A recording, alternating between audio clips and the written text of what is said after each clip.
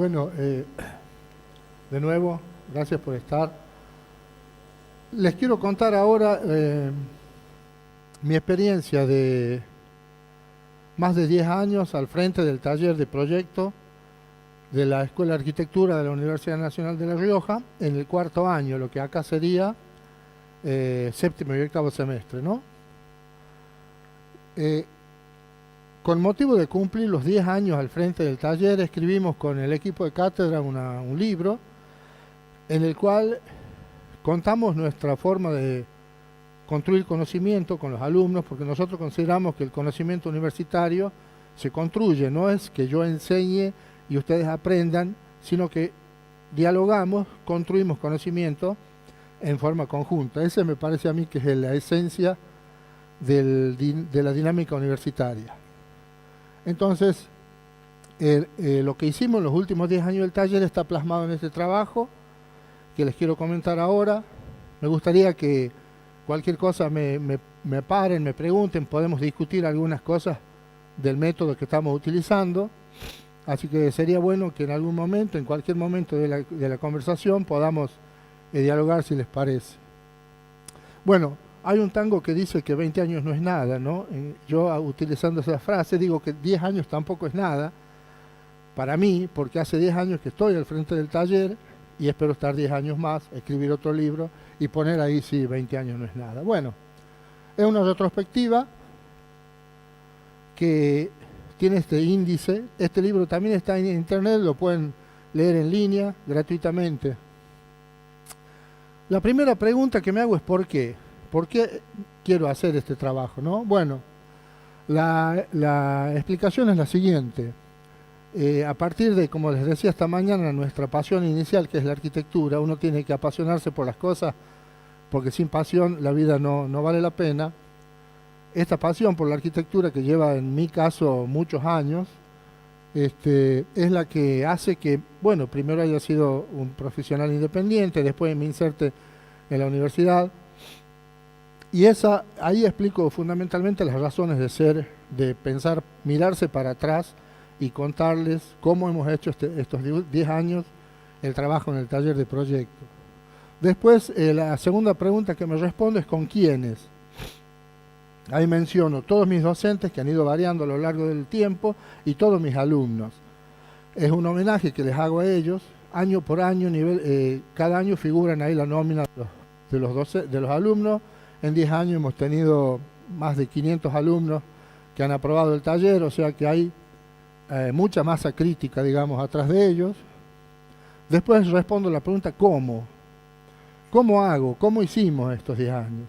Y ahí explicamos un poco las ideas fundantes de nuestro trabajo y mostramos los proyectos realizados. Ahí van a ver ustedes algunos de los proyectos que realizaron chicos como ustedes a lo largo de estos 10 años.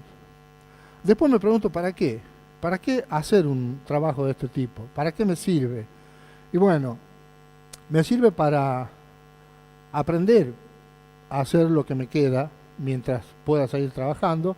Le he pedido a un chico de cada año de estos 10 años que escriba un trabajo, que escriba un texto explicando su paso por el taller, sin censura. Yo le dije, escribí tantas palabras sobre lo que te pasó en el taller, yo lo voy a leer y salvo errores de ortografía no voy a corregir nada. Entonces hay 10 textos de 10 alumnos, que ahora son muchos colegas, explicando qué pasó en el taller, cómo les fue, cómo sintieron en la experiencia, en fin, cómo de algún modo incidió esa formación anual en su formación profesional.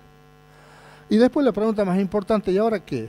¿No? Ya hice todo, ¿ahora qué me espera? ¿Qué espero yo de los próximos 10 años? Entonces, bueno, planteo cuál sería el paradigma alternativo para mí en los años que quedan o que me quedan enseñando arquitectura. ¿Cuáles serían los arquitectos que debemos producir? Porque si bien es cierto, aprendemos juntos, el mundo necesita otro tipo de arquitectos, me parece, que estamos formando por lo menos en mi escuela, no sé acá. Entonces hay que cambiar de paradigma, hay que construir un arquitecto nuevo que tiene características propias que vamos a ver después. Y finalmente le pedí a colegas amigos de varios lugares del mundo, entre ellos Danco acá de Bolivia, que escriban un texto que sea un aporte inspirador para los que lean el trabajo, para mis alumnos y para los que empiecen el año que viene o este año el taller. Entonces hay una serie de aportes inspiradores que son otras miradas sobre la arquitectura y el proyecto de colegas, amigos que yo respeto y valoro mucho de distintos lugares del mundo, que me parecen muy clarificadores. Y finalmente, los pensamientos finales míos de la cátedra, el manifiesto que nosotros construimos para decir, bueno, de aquí para adelante queremos enseñar o queremos construir conocimiento arquitectónico de esta manera, ¿no? Entonces, cuando uno compra un libro, muchos libros se compran por el índice, porque uno tiene dudas sobre lo que dice, mira el índice y si el índice le interesa, se lo compra. Yo les quería explicar ahora cuál era el índice de este trabajo para que de algún modo eventualmente interesarlos, ¿no? Bueno, el programa del taller, el pensum también, ¿no? ¿Cómo hacemos el taller? Es un modo que tenemos de aprender haciendo y de hacer aprendiendo, ambas cosas, lo que hicieron recién, ¿no es cierto? Pensar, hacer, volver a repensar, es un método de ida y vuelta que lleva a veces para adelante y a veces para atrás, como decía Giancarlo De Carlo, ¿no? Es un avanti indietro, a veces avanti avanti, a veces avanti indietro indietro, es una especie de camino que no es lineal, que es helicoidal, y que nos va llevando de un punto a otro, a veces para adelante y a veces para atrás. Bueno, dos conceptos tenemos en mi taller fundamentales para el desarrollo de la práctica arquitectónica: la sustentabilidad y la complejidad. Nos parece que el arquitecto que tenemos que formar o al que ayudamos a formar, el arquitecto del futuro, tiene que tener estos dos paradigmas como razón de ser. La sustentabilidad porque estamos en un país, hablo del mío, pobre, empobrecido, mal gestionado, que necesita arquitectos comprometidos con una realidad que es mala y que va a seguir siendo mala por muchos años. Además, el paradigma de la sustentabilidad ha venido para quedarse. Ustedes saben muy bien que los profesionales de éxito en cualquier disciplina hoy en día hablan, como dijeron mis colegas, del reciclaje de aguas, del ahorro energético, de las energías alternativas. Esos paradigmas han llegado para quedarse. Y me parece que el paradigma de la sustentabilidad va vinculado directamente al paradigma de la complejidad. Porque si tenemos un pensamiento lineal, un pensamiento obvio, básico, sin profundidad, vamos a ir siempre a soluciones que son simples y que por lo tanto no son sustentables. O sea que nosotros trabajamos dos paradigmas fundamentales durante todo nuestro quehacer anual en el taller: la sustentabilidad y la complejidad. Vamos a ver de qué se trata. Bueno, acá hay esto está en relación a la importancia del taller en el plan de estudio, no es importante ahora, los objetivos, el crédito horario, acá se establecen claramente las destrezas que les pedimos a cada alumno para aprobar. Nosotros les decimos, para aprobar este taller tenemos que obtener ciertas destrezas mínimas, porque nosotros en el taller evaluamos tres aspectos fundamentales que son la aptitud, o sea, la aptitud de cada persona para la profesión, la actitud que tiene, es decir, venir ahora, participar, aportar, y las destrezas. Las destrezas son el modo en que los alumnos desarrollan las herramientas proyectuales que tienen a mano. Bueno, esta es la estructura curricular de nuestra carrera, el pensum, el plan de estudio. No importa mucho ahora, lo pueden ver al que le interese un detalle. Y bueno, hablamos de contenidos, aspectos teóricos. ¿Cómo construimos colectivamente conocimiento en el taller? A ver, por un lado, los aspectos teóricos que abordamos. Una de las cosas que nos preocupa es el cambio de paradigma. De la arquitectura como disciplina autónoma a síntesis de saberes diversos. Como les decía esta mañana, un arquitecto del siglo XXI sabe que no sabe todo. Entonces, como sabe que no sabe todo, debe saber, como decían mis colegas recién, asociarse a gente que sabe lo que él no sabe. Entonces, ese juego de palabras que parece tonto es muy importante, porque tenemos que aprender a dialogar con contadores, con abogados, con geólogos, con informáticos. El cambio de paradigma implica entender la complejidad de la disciplina, romper con el compartimiento estanco que significa yo soy arquitecto y hago todo, y empezar a integrarme a otras disciplinas con amplitud, como decían recién mis colegas, con humildad, sabiendo que no sabemos muchas cosas, y bueno, si nos toca liderar algunos equipos, entender que lideramos equipos de otras personas que saben mucho, cosas que nosotros no sabemos. Eso es fundamental para mí. Y también pasar del diseño tradicional al proceso proyectual. A mí me parece que una obra se inicia en la mente de un cliente, en la mente de una persona que la demanda y no termina nunca. Es decir, es un proceso eternamente inacabado. Nosotros podemos decir que la obra está terminada hoy, la entregamos, pero esa obra va a seguir en el tiempo generando acciones, generando reacciones, siendo modificada y modificando a su vez el contexto del que forma parte. Por eso nos parece que el diseño tradicional, llave en mano, digamos, como me enseñaron a mí hace muchos años cuando yo estudiaba, está un poco en crisis. Y de lo que se habla ahora es del proceso proyectual. Es decir, yo desarrollo un proceso, en este punto, en este día, lo evalúo y lo califico. Ese proceso continúa después del tiempo y va a tener otras instancias y otras evaluaciones. Por lo tanto, el proceso proyectual es un concepto que a mi criterio está reemplazando al diseño tradicional, llave en mano. Después, a mí me interesa hablar de la arquitectura, pasar de una arquitectura objeto a un constructo social subjetivo. ¿Qué quiero decir con esto?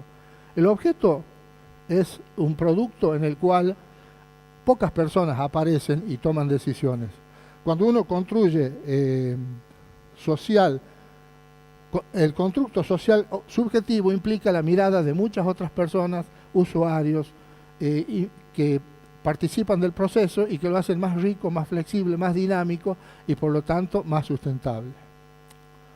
Bueno, y después establecemos algunos principios proyectuales sustentables que son los que desarrollamos en el taller a lo largo del año. Por ejemplo, el enfoque sistémico, complejo y multiescala. Yo esta mañana les decía que nosotros trabajamos 3 escalas que para mí son indisolubles. Territorio, ciudad, arquitectura, arquitectura, ciudad, territorio. Macroescala, mesoescala, microescala, ¿sí? Y esas 3 escalas las manejamos desde el punto de vista de 3 conceptos fundamentales, parafraseando a Vitruvio, ¿no? Ecoforma, socioforma y tecnoforma. Los aspectos tecnológicos, los aspectos programáticos, sociales y los aspectos estéticos y de diseño. Nos interesa mucho hablar del enfoque sistémico, ya dijimos que esto no lo hacemos nosotros solos no sabemos todo. Nos parece importante hablar de la ruptura del pensamiento disciplinar. Como dije ya, vamos a una transdisciplina y nos interesa pasar del pensamiento lógico al pensamiento analógico, que es una cuestión metodológica que está muy de moda en otras disciplinas y que tiene que empezar a pasar en la arquitectura también. Bueno, macroescala, mesoescala, microescala, eso ya lo dijimos más o menos. Y ahora me gustaría comentarles, antes de empezar, cómo estructuramos el taller y cuáles son las temáticas proyectuales que desarrollamos. Trabajamos mucho con organizaciones de la sociedad civil, por ejemplo, en municipios. Las contrapartes de nuestros proyectos generalmente pueden ser de municipios, de entidades del gobierno que nos piden asistencia sobre algunos temas particulares, como vimos esta mañana nuestro colega de Bolivia que decía que las escuelas las habían hecho con aporte de la universidad. Nosotros salimos a ayudar o a asistir a organismos del gobierno cuando nos piden asesoramiento en alguno de los temas. Y otra cosa que hacemos mucho en el taller son concursos internacionales de estudiantes. Hay muchas revistas que organizan, que generan recursos de concursos internacionales. Nosotros participamos, tomamos las bases, las estudiamos y nos presentamos. Ya van a ver algunos ejemplos, porque nos parece muy interesante la competencia. La competencia nos ayuda, primero, a ensayar una futura ejercicio profesional, ¿no? Porque muchos de nuestros colegas que están acá seguramente han hecho del concurso de arquitectura una forma de trabajo y una forma por ahí de generar algunos ingresos.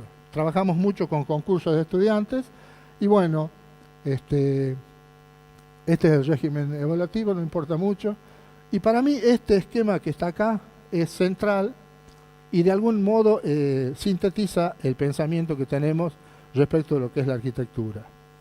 Nosotros pensamos que la arquitectura es un hecho en sí mismo, ¿no es cierto? Es una realidad objetual, porque yo la percibo sensorialmente, la puedo tocar, la puedo mirar, la puedo vivir. Es indudable que la arquitectura es un hecho real, es un objeto, pero no es solamente un objeto, es mucho más que eso. Es un producto cultural, porque una vivienda en el altiplano no es igual a una vivienda en África o no es igual a una vivienda en Estados Unidos. La cultura incide fuertemente en el producto objeto. El objeto tiene una fuerte carga cultural que no podemos negar. Entonces, tiene ahí ya el hecho arquitectónico una doble condición. Es, por un lado, un objeto percibible. Uno puede decir es más lindo, es más feo, me gusta, no me gusta, es alto, es bajo, es chico, es azul. Bueno, pero también es producto de una cultura que lo hizo posible, ¿no? Y finalmente, nosotros concibimos en la complejidad del hecho arquitectónico al edificio como un sistema en equilibrio, es decir, un sistema en el cual aparecen muchísimos elementos que lo hacen posible. Entonces, los elementos que aparecen en este sistema son los que hemos puesto a cada vuelta y que me parece que toda arquitectura sustentable y compleja tiene que tener en cuenta de una o de otra manera. Nosotros intentamos trabajar con los estudiantes todos estos elementos que sí o sí están en un hecho arquitectónico, puede haber más, este es un cuadro abierto, todos podemos aportar para mejorarlo. Pero por ejemplo, siempre hay un usuario, no hay arquitectura sin usuario, ¿no es cierto? Hablábamos recién del tema. Si no hay usuario, no hay arquitectura, será una obra de arte, una escultura, pero la arquitectura se tiene que vivir. Entonces el usuario tiene una gran complejidad cuando uno empieza a hablar del proyecto. ¿Para quién estábamos proyectando recién? Bueno, se dijo, es muy importante, hay usuarios muy complejos, hay usuarios que son más simples, hay usuarios anónimos. Cuando uno construye un barrio de vivienda no sabe para quién está construyendo, para quién está proyectando.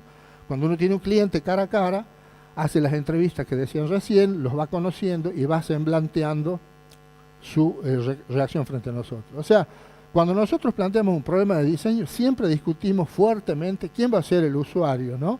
¿Quién lo va a usar? Nos parece muy importante dentro de la complejidad del hecho arquitectónico. El sitio, el medio físico, parece obvio decirlo, ¿no? Hay un arquitecto famoso, no sé quién es ahora, decía que no se construye en un lugar, sino que se construye un lugar. Uno construye el lugar con su propia arquitectura. Por lo tanto, nos importa muchísimo estudiar fuertemente el medio físico con todas las variables que vemos ahí. Estas son las variables del medio físico. Puede haber muchas más. Yo anoto algunas. Siempre esto se puede corregir. Nunca deja de haber un proyectista. Eso parece obvio, pero no lo es, porque a veces el proyectista es un arquitecto, a veces no lo es. A veces la gente autoconstruye. Ella misma se hace su propia vivienda, se hace su propia ampliación, su propia modificación. Es bueno reflexionar sobre esto, porque en América Latina hay muchísima autoconstrucción, autodiseño. Nosotros creemos que cambiamos el mundo, pero la gente que tiene acceso a un arquitecto en América Latina es muy poca.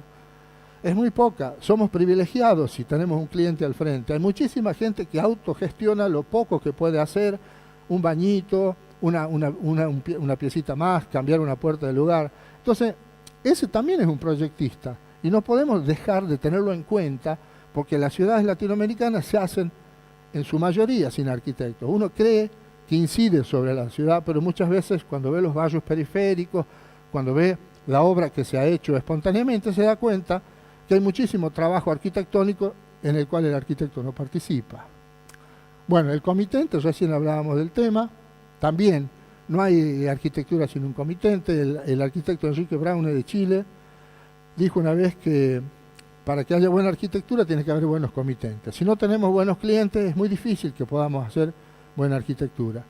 Entonces, uno reflexiona, ¿quién va a ser el cliente en el taller? ¿Quién es el cliente en un taller de arquitectura? ¿Alguien me puede contar? ¿Quién sería?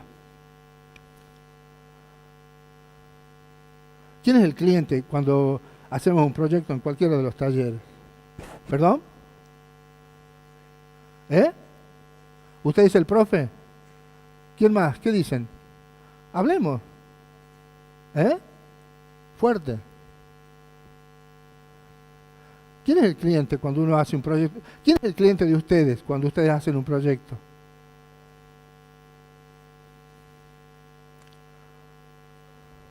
¿Eh? Ustedes mismos. Hay dos opiniones ya. Una señora dice que es el profesor, vos decís que vos proyectas para vos. ¿Qué otra opción hay? ¿Perdón? El docente te motiva, pero vos haces para vos. Bueno, ¿qué más? ¿Alguna otra opinión? ¿Hay más opiniones? Siempre hay un comitente, siempre. En la vida real ustedes saben que ustedes trabajan para alguien. Puede ser un cliente personalizado, individualizado. Puede ser el Estado el que les encarga un master plan o un barrio de viviendas. Siempre hay alguien que encarga la obra. Y el cliente para mí es el que paga la obra, ¿no? Uno se enfrenta a una persona que demanda un servicio y que lo paga. En este caso, discrepo un poco con vos, discrepo un poco con vos en eso porque vos podés proyectar para vos y vos sos tu propio cliente, pero si estás en un proceso en el cual tenés una contraparte que te evalúa y que te califica, el concepto de cliente cambia, me parece, ¿no?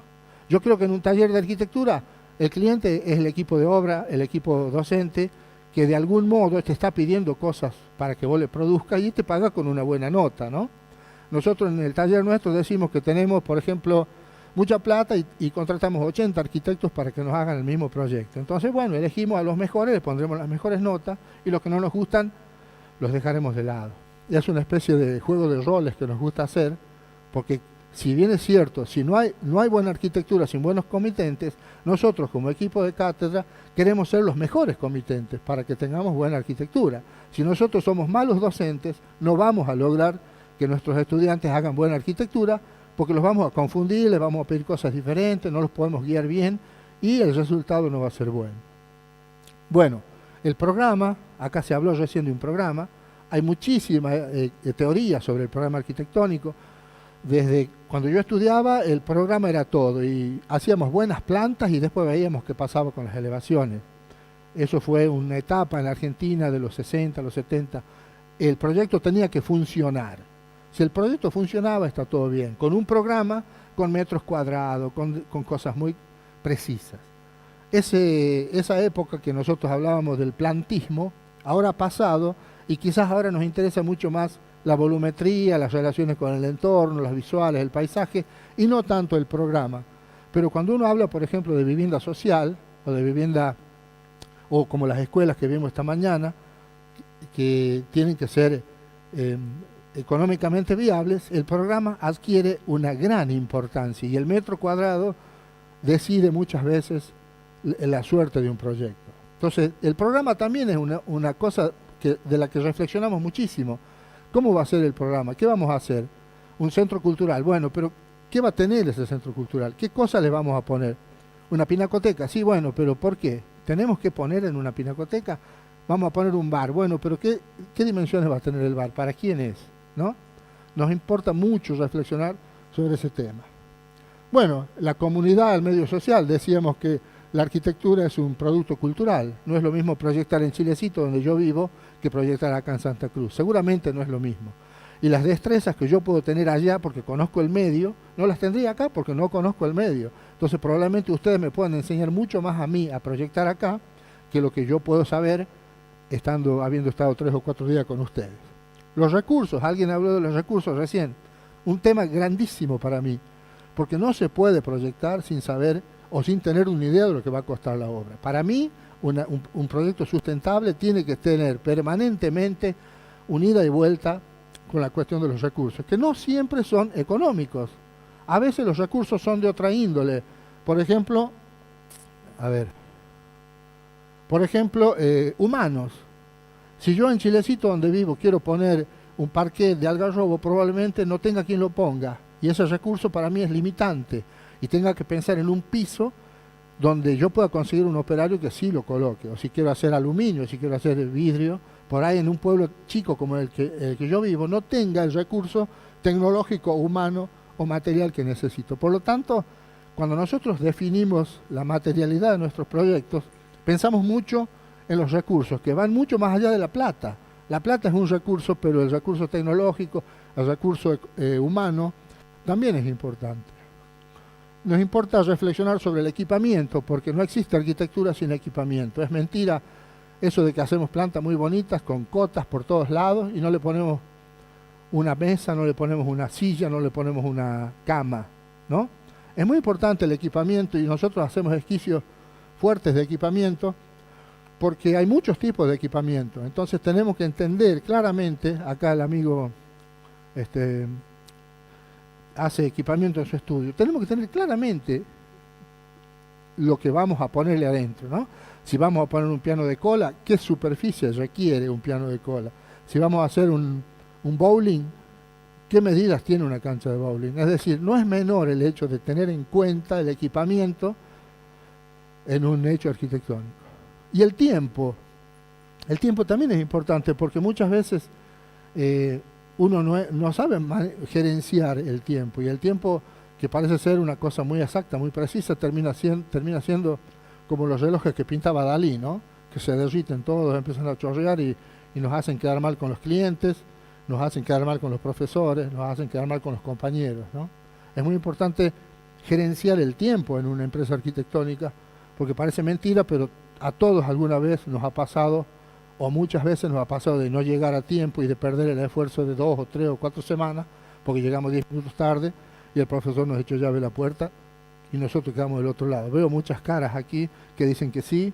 A mí me pasó cuando era estudiante y a mis alumnos les pasa muy seguido. Entonces, gerenciar el tiempo me parece fundamental a mí en esto de hablar de arquitectura sustentable, ¿no? Bueno, para mí este esquema es central, lo manejamos mucho en el taller. No podemos considerar todas estas cosas a la vez. Obviamente, nosotros en el taller no hacemos presupuestos. No le pedimos a nuestros alumnos que nos digan cuánto le va a costar el centro de convenciones que está haciendo.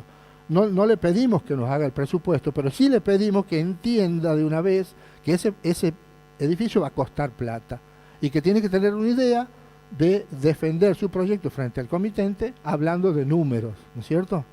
Eso es importante.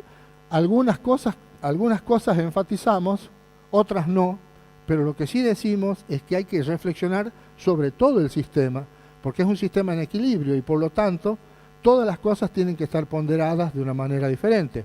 Si yo hago vivienda social, probablemente tenga mucho que ver algunos recursos, porque si bien es cierto que hacer arquitectura pobre no significa hacer pobre arquitectura, yo tengo que priorizar algunos de estos elementos sobre otros. Por supuesto que si alguien le encarga un proyecto a Frank Gehry o Renzo Piano, no está pensando en los recursos, porque Frank Gehry o Renzo Piano le va a cobrar lo que quiera y le va a hacer lo que quiera. Entonces, ahí o tenés plata, le pagás, o buscas otro más barato, me buscas a mí. Pero no, ahí no importa el recurso cuando vos buscas eso. Ahora, si vos querés hacer un proyecto en un tiempo corto, evidentemente tendrás que ir a un sistema constructivo que te permita evitar imprevistos, hacer la obra rápido, porque tu problema es ese, tenés que habitarla en 20, 30 días, ¿no? Entonces, este sistema es un sistema en equilibrio, pero en el cual algunos elementos predominan sobre los otros, no todos son iguales. Bueno, acá empezamos a mostrar algunos proyectos de mis alumnos de los 10 años y de los temas que hemos desarrollado. Acá, por ejemplo, hicimos un proyecto parece medio tétrico, pero había que trasladar los restos de una persona que era un prócer, digamos, de nuestro lugar. Había que llevarlos del cementerio donde estaban a una casa que él había tenido cuando vivía. Y había que hacer un mausoleo donde poner a este buen hombre, ¿no? Entonces, este es uno de los proyectos. La idea generadora de este alumno se basa en una poesía que el hombre había escrito, No hay fuerza, no hay poder, no hay genio capaz de resistir a un pueblo que se levanta en la hora suprema reclamando la libertad, que es su derecho. Entonces se toma ese concepto de un escrito que le había hecho en su vida y se desarrolla un proyecto que es este. Este es del año 2008. En todos los casos en el libro aparece el nombre de los alumnos. Ahí yo les pedí permiso, publicamos el trabajo, estaban muy contentos los chicos porque de algún modo trascendía lo que habían hecho. Este es un concurso que hicimos de un museo de arte sagrado en una de las iglesias de la ciudad, de la provincia. Esto siempre nos hace trabajar afuera, es decir, estamos trabajando para la comunidad con demandas que ella nos impone. Estos son trabajos que se hacen en 3 o 4 meses, a veces menos, son ejercicios que se van haciendo durante el año. Mi taller dura todo un año, no es semestral como acá. Nosotros tenemos un taller que tiene 15 semanas de duración, en el cual nosotros hacemos varios ejercicios, no hacemos uno solo. Cuando hacemos concursos nos acomodamos al calendario del concurso y todos los años vamos renovando el tema porque nos parece interesante investigar nosotros nuevos temas para desarrollar con los chicos y no encasillarnos siempre en uno solo. Hacemos vivienda en altura. Esto es un concurso que hicimos para la universidad. Este predio es de la universidad y el rector nos pidió ayuda para que desarrollemos un proyecto de alojamiento de profesores. Este es un trabajo de un cuatrimestre, un semestre. Y bueno, este es un terreno muy complicado. Fíjense que tiene acceso por un punto y es una L. Es un terreno complicado, pero bueno, es lo que hay, ¿no? Uno a veces tiene que trabajar en terrenos que no lo ayudan mucho, y esto es el desarrollo de un equipo de alumnos que ha desarrollado esta sección y estas vistas. Bueno, en algún momento desarrollamos un centro cultural, un centro de convenciones para nuestra universidad. El rector nos había pedido que estudiemos el tema porque el campus nuestro no tiene todavía un centro de convenciones de alta complejidad. Bueno, lo desarrollamos, hubo una serie de estudios así conceptuales, como decíamos recién con los colegas, y bueno, algunos productos finales, ¿no? Este es otro del mismo, rápidamente lo voy pasando. Y bueno, estos son los concursos de los que les hablaba. En el año 2011 nos presentamos en un concurso que organizaba una revista y había que hacer un teatro en Manhattan. Toda la zona donde están, es una zona de trenes que está pegada al río Hudson, una zona que está en desuso, entonces se pedía el desarrollo de un teatro experimental, porque los teatros de Broadway están todo el año llenos, no se renuevan las obras. Por ejemplo, El Fantasma de la Ópera hace 30 años que está en cartel, cambian los actores, pero la obra no baja de escena porque siempre está lleno el teatro. Entonces, lo que se pedía acá era el New York Theater City, y bueno, ahí fuimos, ahí nos metimos con total desparpajo, ¿no? Por supuesto no ganamos, pero sí, este proyecto que me gusta mucho a mí, era una especie de puente que se metía dentro del río. El chico había hecho toda una estructura estereotómica y nos parecía muy interesante porque era una arquitectura experimental y estábamos jugando un poco con la vanguardia, ¿no? Eso es una de las cosas que siempre hacemos, o cuando podemos hacemos en el taller, que es participar en este tipo de concursos. Hacemos edificio en altura en algunos casos. Fíjense lo que les decía del equipamiento. Nos interesa muchísimo a nosotros reflexionar sobre la totalidad de los aspectos que estudiamos la manzana, estudiamos la volumetría, la tipología, y vamos desarrollando de ese modo. Y este otro concurso lo hicimos, también lo organizaba una revista de arquitectura para hacer un observatorio de la aurora boreal en Rovaniemi, en Finlandia.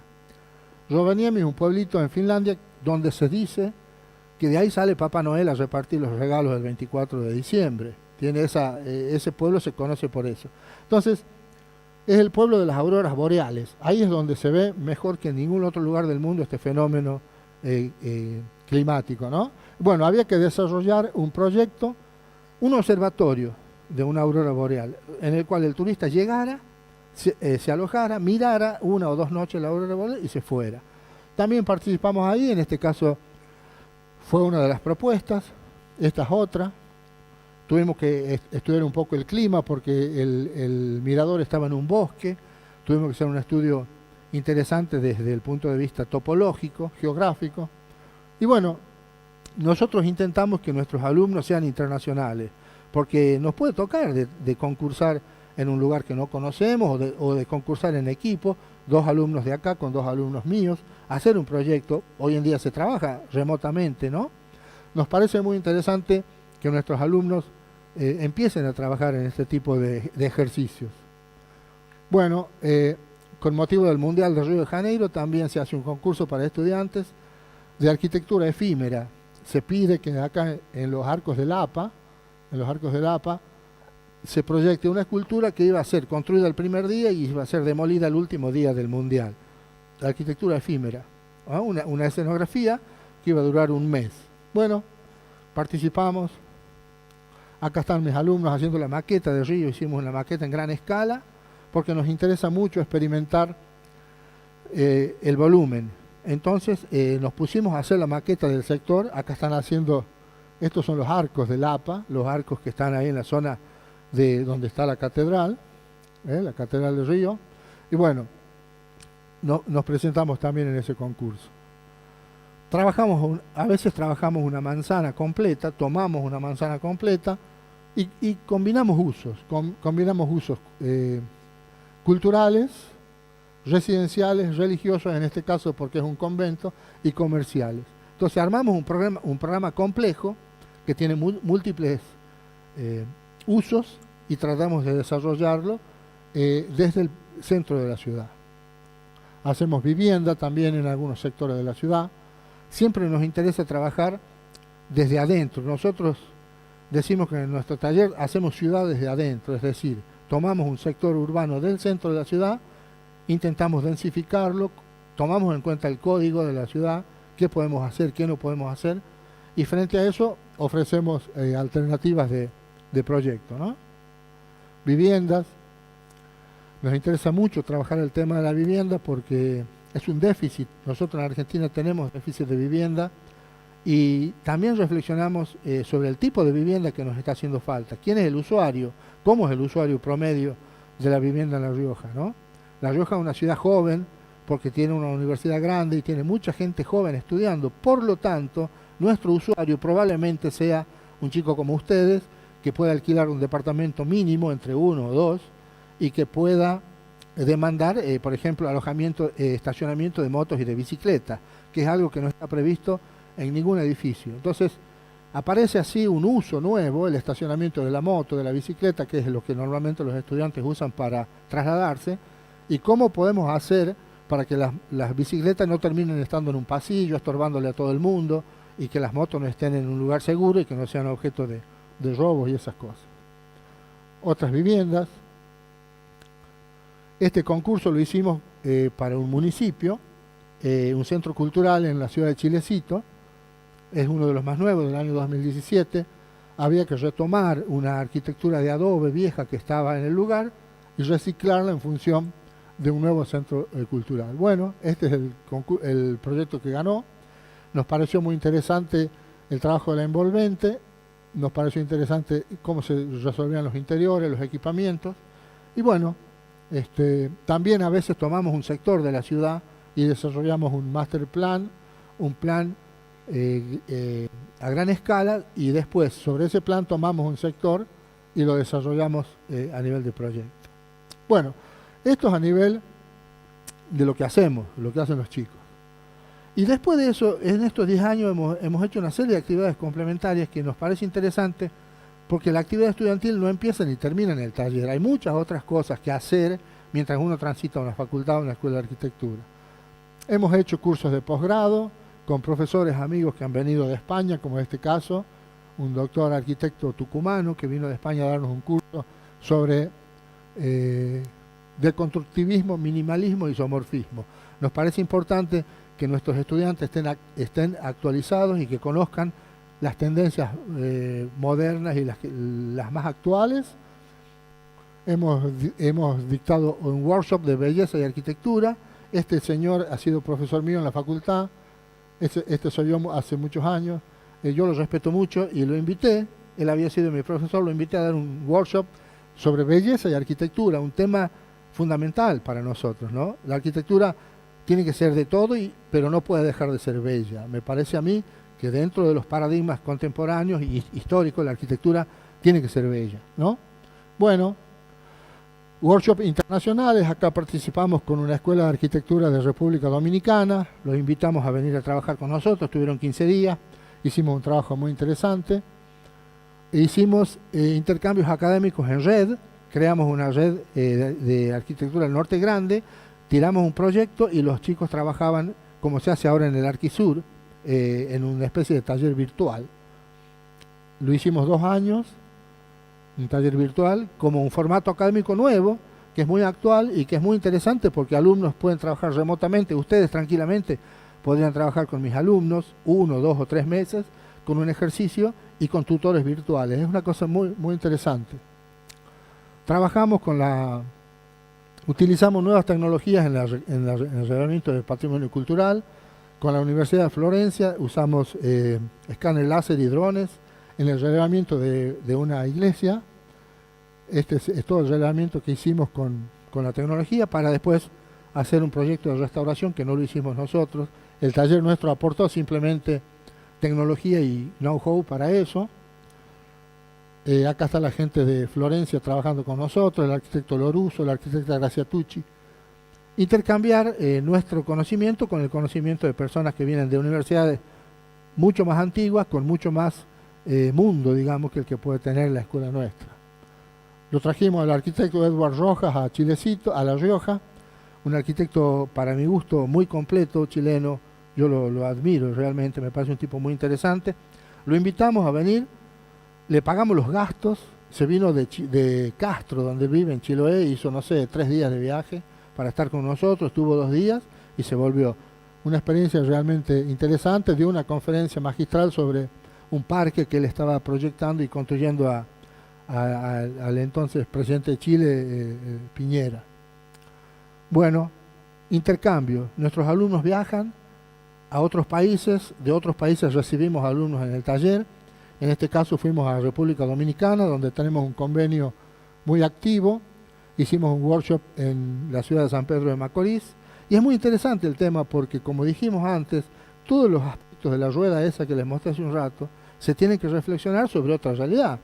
El Caribe no tiene nada que ver con el árido de La Rioja, son culturas, son paisajes, son cosas muy diferentes. Y nos parece interesante que los estudiantes se enriquezcan con estos intercambios. Así que es algo que cuando podemos también lo hacemos. Bueno, este arquitecto también ha sido profesor mío, es un arquitecto que es director y actor de teatro. Entonces ha ido y nos ha hablado un poco sobre las artes del espectáculo, ¿no? Lo invitamos, nos habló un poco de su métier, que en este momento es más de actor que de colega. Un workshop con el arquitecto Jorge Sarquís, que probablemente ustedes lo conozcan, es un doctor de la UBA muy conocido.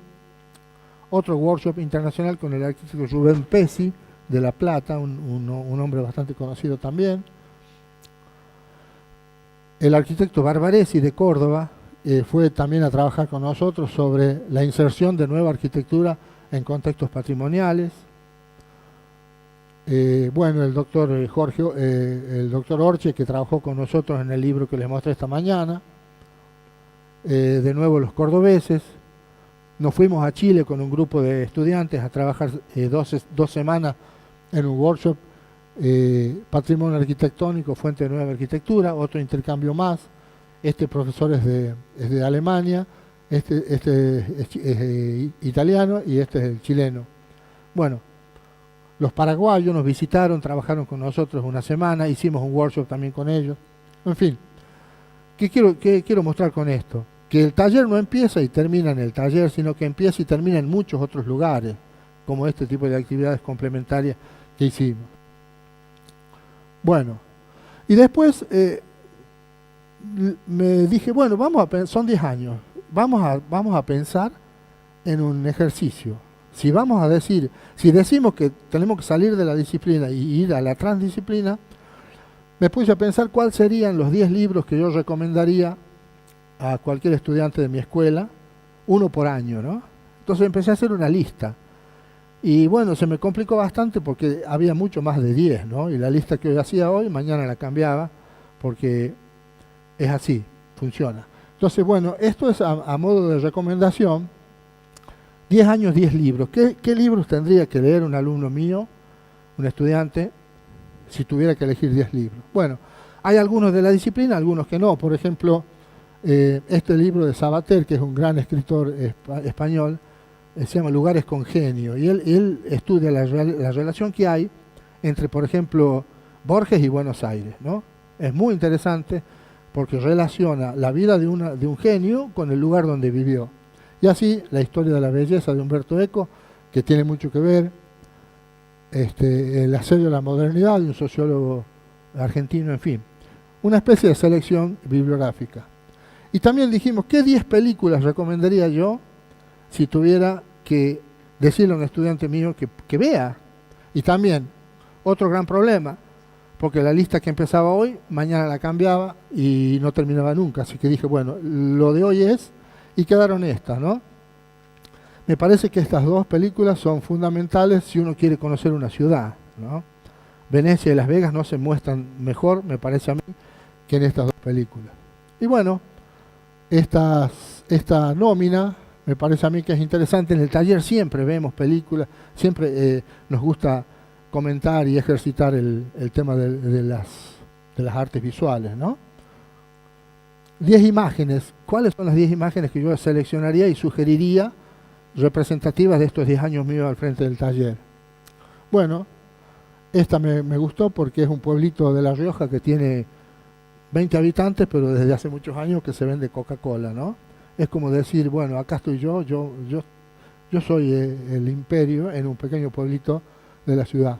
En fin, me parece que un arquitecto tiene que saber croquisar, pero también tiene que saber registrar imágenes de manera instantánea, ahora que tenemos el iPad, tenemos las tablets, y me parece que es un ejercicio muy interesante para contextualizar los paisajes, ¿no? Yo he sacado fotos todos estos días que estoy acá, contextualizando lo que veo del paisaje, lo que me apela del paisaje, lo que me dice algo, ¿no? Antes teníamos el book y la lapicera, hoy también la tenemos, pero tenemos estas herramientas que me parece que son muy interesantes para registrar sensaciones que a veces son efímeras y no las podemos volver a ver. 10 años, 10 imágenes. Y después, la poesía. A mí me parece que un arquitecto tiene que ser un lector, me parece que el arquitecto tiene que leer. Un arquitecto que no lee, para mí, es un arquitecto del montón, diríamos, ¿no? Y nosotros enfatizamos mucho el hecho de leer todo, de leer muchas cosas. Y leer poesía. Fíjense acá, hay un poeta argentino que se llama Armando Tejada Gómez, lo que dice sobre las estatuas ecuestres en las ciudades, ¿no? Es muy interesante porque él a esto que nosotros le damos un sentido, él poéticamente le da otro sentido. Entonces, después de leer esto, uno mira esas cosas con otros ojos, lo ve de otra manera. Bueno, elegimos 10 poesías, una de García Márquez, La casa. Esta es una poesía que un poeta le escribe a una casa, ¿no? Fíjense cómo la lectura que él hace de una casa que uno lee desde otro modo, lo ve desde una óptica diferente. Bueno, este es un poeta cordobés muy interesante que habla de los niños de la calle, ¿no? De los niños que uno ve limpiando vidrios, vendiendo cosas, robando por ahí, que son parte de la sociedad que uno por ahí no ve y que él sí ve, y habla de los pibes de la ciudad de Córdoba, ¿no? Es muy interesante. Bueno, este es un poema de Eduardo Galeano, un poeta uruguayo que a mí me gusta muchísimo y que habla sobre la identidad y la permanencia que la gente tiene con los lugares. Pablo Neruda no puede faltar, habla es una casa tan grande la ausencia, dice, que pasarás en ella a través de los muros y colgarás los cuadros en el aire. Es una casa tan transparente la ausencia que yo sin vida te veré vivir y si sufres mi amor me moriré otra vez. Es una poesía que él escribe a su pareja diciéndole qué es lo que tiene que hacer cuando él se muera. Y habla de la casa, cómo la casa influye en la relación de ellos, ¿no? Los lugares. Un poema destinado a las personas que no tienen hogar, a las personas que viven en la calle. una poesía de Borges destinada al patio. Fíjense qué interesante lo que dice del patio. Grato es vivir en la amistad oscura de un zaguán, de una parra y de un aljibe. Un poeta, ¿no? Fíjate cómo un patio, él lo lee y dice, es grato vivir, a mí me gusta el patio. Y empieza a describir un patio de una manera tan poética que quizá lo describe mejor que cualquiera de nosotros, ¿no? Entonces a mí me parece que nosotros, que mis alumnos y un estudiante, un buen estudiante de arquitectura, tendría que ser un gran lector. Bueno, este es un poema de Mario Benedetti, un uruguayo exquisito, que habla sobre su habitación cuando era pobre, ¿no? Él dice, nunca me sentí tan abrigado como cuando tenía frío, me tapaba con una colcha de retazos y la lluvia sonaba en el techo de zinc. Le da otro sentido a la arquitectura, porque no es la arquitectura que nosotros podemos ver o podemos hacer, es la arquitectura que ellos sienten, más en este caso con un recuerdo de su juventud.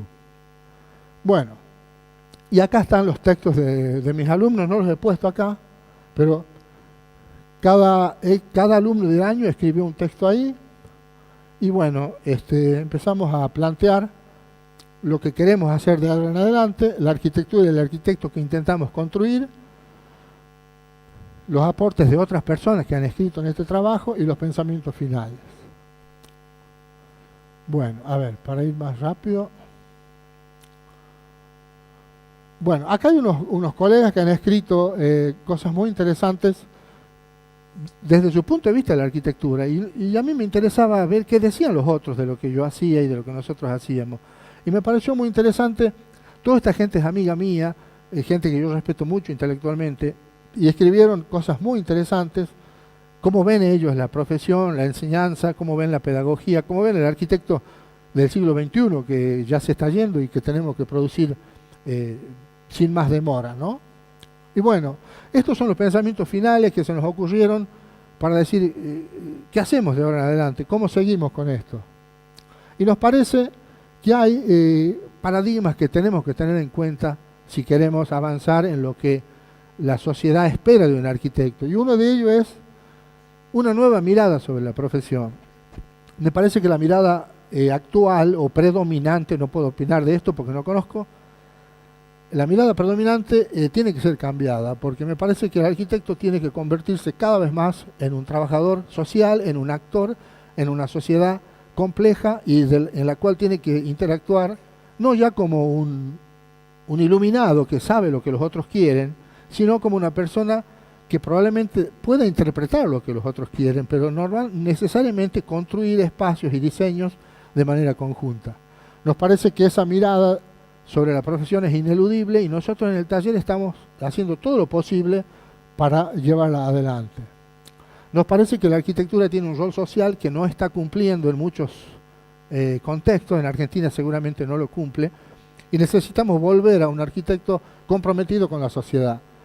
Un arquitecto que además de hacer las cosas que hace muy bien acá nuestro amigo Mijail, tenga también sensibilidad social. No digo que él no la tenga, lo que pasa es que no la muestra acá porque está demasiado ocupado con otras cosas. Necesitamos arquitectos con sensibilidad social que puedan trabajar mancomunadamente con la gente que menos tiene o con la gente que menos sabe para empezar a desarrollar arquitecturas más sustentables en un contexto de pobreza como el que por lo menos en Argentina tenemos y vamos a tener por muchos años más. El aprendizaje continuo, que es algo que no es nuevo, no es un invento mío. En esta vida uno tiene que aprender todos los días, tiene que desaprender las cosas que ya no le sirven y tiene que reaprender.